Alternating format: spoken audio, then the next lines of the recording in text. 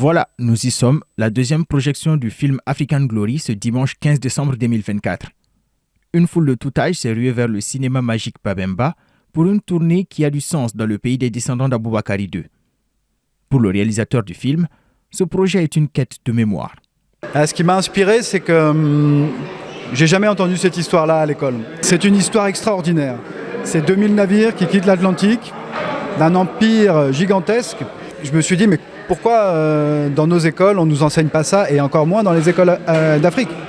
Donc, moi, en tant que cinéaste, je me suis dit, voilà, mes outils, c'est les outils cinématographiques.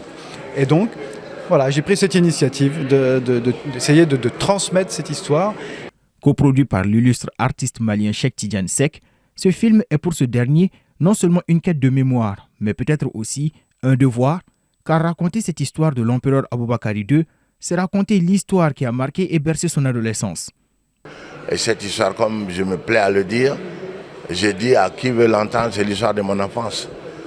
Au début, moi je pensais à un opéra et ça s'est transformé en long métrage et après maintenant documentaire fiction.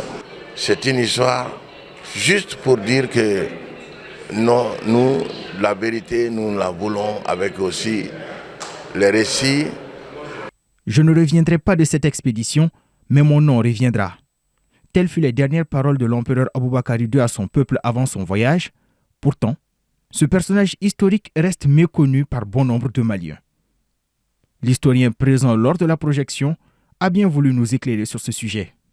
Cela est dû tout simplement au fait que certains essayent de faire l'histoire du monde selon la loi des vainqueurs et des vaincus. C'est ça un peu la question. Parce qu'il y en a qui pensent que l'histoire doit être faite par eux et non par, n'est-ce pas, d'autres.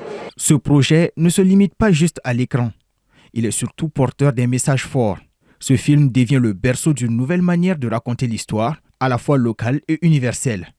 Une manière de dire au monde, l'Afrique est riche de récits et il mérite d'être entendu.